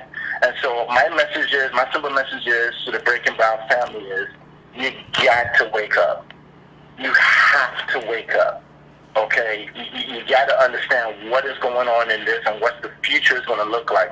Antonio is right. Okay? He's right. This is way deeper than that. And if you don't understand what's going on, what we're sure it's going to be in a couple of years from now, it's over. Yeah. And that's all I gotta say. And bless you what you're going through. And I hope that in January of 2019 you elevate us to Breaking Brown 201. Have a good night. I appreciate it, fam. I appreciate it. Thank you. I am going now to 267. 267, what's your name? Where you calling from? What's on your mind? Hey, Yvette, this is Amira. I'm calling Amira? from outside of Atlanta. I met you last year up in Athens, and I was telling you about how my husband was so upset because you were talking about his favorite Sixers, Joel Embiid. Well, Yvette, he's listening tonight. It's been a year-long process. It's finally come around to giving you a shot and listening. He definitely agrees with you on immigration. So I just want to put that out there. Love your show. But I just want two things, two comments to make. Well, actually 3 comments. So the first comment is, I like Elizabeth Warren, but she's definitely red-facing. The fact that she allowed Harvard to say that she was the first minority hire, there's a limit to so far, and this is the issue that we deal with when we deal with other people who are here who are black-facing. Our issues with Lovey and Cynthia and that crew. The second thing I want to say is, we talk about reparations, but as DOS, we have to do our research. We have to know our people. We have to get involved in genealogy. I know a lot of us do. And years ago, we always thought we can't find our people. There is so much available, freely available, digitized online. We've got to find our people. We need the name of our slave ancestors behind our back, pushing us forward, propelling us. The third thing, and I'm going to get off after this, I got a question for you. Okay. So, I'm invited to a DOS wedding. It's an African-themed wedding. DOS, yes. And they've asked if we wear African attire. So, I want to know, if you get that invite to a DOS wedding, ask me to wear African attire, what are you going to do? I ain't going. Oh, I can go with my clothes, but I ain't wearing no African attire. I ain't African. I'm sorry. Okay. I'll go in my own clothes. If you don't want me to come in, that's your problem, but I ain't wearing that. I ain't wearing no dashiki. That's not my clothes. That's their clothes. It's not my clothes. I ain't got no cultural connection to that. All right, thanks, Yvette. Appreciate you. I appreciate you calling. No, I'm not doing it. That's like you asking me. That's like you asking me to go to a Indian wedding. Well, you gotta wear the Indian clothes. You go to Mexican clothes. You gotta wear sombrero. No, I'm not interested. I'm not interested. Stop, please. I wear my clothes. I'm going to 617. 617. What's your name? Where you calling from? What's on your mind? Hey, Yvette, it's Reggie from Boston. What's going on, Reggie? How you been?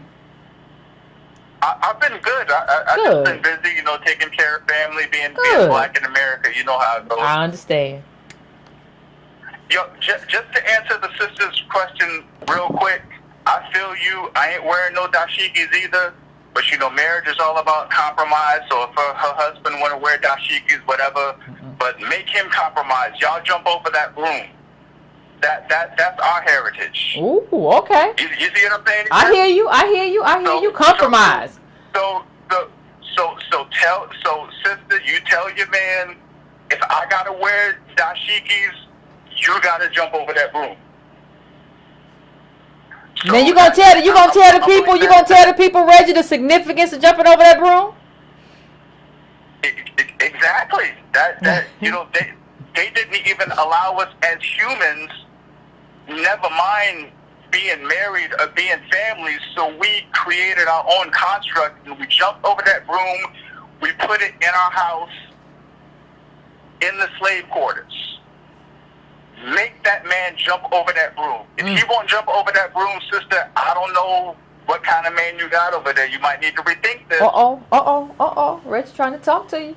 I wasn't trying to go there, and I know we were talking about, you know, Elizabeth Warren and all that stuff, and I know you've been getting criticism, and Tone been getting criticisms, but I'm gonna just tell y'all something real quick. Okay. You've been hearing Tone push back a little bit on Yvette tonight. You heard Alexander push back a little bit as he has as a black fatalist. Yeah. These guys have read and done the work. All these other people talking, y'all really haven't done the work to come in the circle to even disagree. Like, what are you even talking about? Y'all haven't even done the work. I feel like we need to kind of make a delineation at this point to where who's really read and who's done the work to even come in the room to disagree with the Breaking Brown Food Talks fan. You're not even on the levels. Like, you haven't read the history. You haven't done the data. You ain't even in 101. You haven't even been brought into the university. Like, what are you talking about? Because I see where some of that energy is coming from. We already in 102. I don't have time to talk to people who haven't even made it into the admission process yet. We need to stop wasting time and just keep it moving. Now just real quick onto the Elizabeth Warren thing. You know, I'm a little bit late coming in. I came in with the brother talking about, you know, we indigenous, we was here first. But I'm gonna just tell you all something real quick. We just gotta go back to what we've been talking about before. The lineage really matters, because when you really go back, like, you know, Warren did the DNA, whatever, she has the stories. If you go back in my family's history and you go back in her family's history, I'm every bit as Native American as Elizabeth Warren is. I'm not even making this up. Because, like, my grandfather, before he passed, he really did the work. Like, there's Cherokee in my distant ancestry. There's even the Haitians that came to fight along with the enslaved black people here in America. So I'm every bit as Native American as she claims to be. Every bit, I could be every bit as Haitian as she claims to be. Mm-hmm. I could even be whiter if we look at DNA than she claims to be. Irish on my mother's side and brothers, and my mother's side and my father's side is my family. On both of those sides, Irish people were owning slaves. If you go back in terms of DNA, I'm whiter than Elizabeth Warren. This is why lineage matters. Because at some point, America decided that my family is black and decided that Elizabeth Warren's family is white. That blonde hair and blue eyes that she's popping up with today in 2018, America made a different decision, and that's why Reggie from Boston in 2018 is coming up with the brown skin and the kinky hair. America made a decision. This is why Lineage matters, and this is why I'm not really buying what she's coming up with. If she wants to do that, that's fine. If she wants to play Trump's game, that's fine. I think she's making a mistake. In 2020, I do not care how much Native American you have. Your hair is as blonde as Donald Trump's. I do not care. What are your policies for the American descendants of slaves in this country? Yep. What's your agenda? What is your position on the federal job guarantee? What is your position on reparations? What is your position when you come to Boston and you see that 1 out of 3 black men are unemployed, underemployed, have no jobs? What is your policy to fix this? I do not care about your blonde hair, your blue eyes. There's a Native American back here. You go over to Donald Trump. There's some immigrant back there. I do not care. What is your policy, and what are you going to do to fix this? We got to get over this con of race. Warren is playing into that game now. On the right, Trump is playing into that game now. I don't have time for this. What are your policies? Show me the money for American DOS. Other than that, you can't talk to me.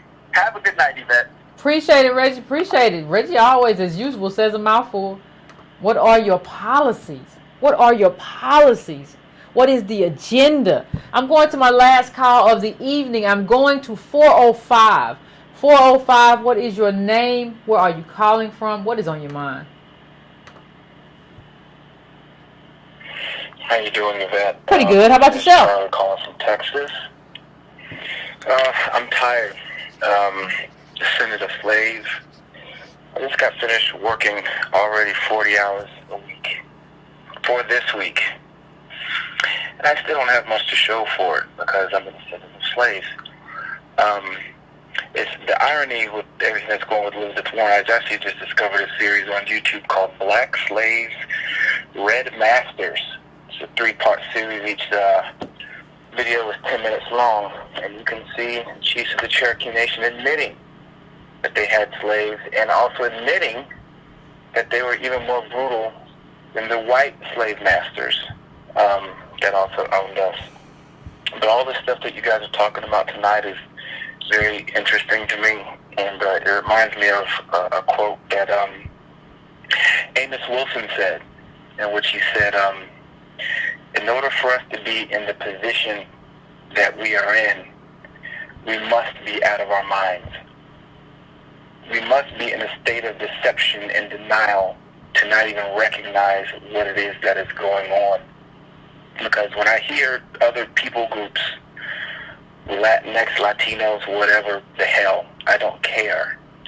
And they act like just because they're a different race and the context is race, that they can just swap stuff in and out.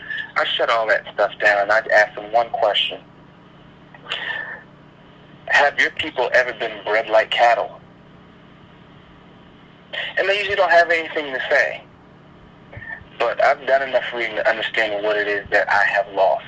And I understand the lineage and the legacy of how it is that we built this place.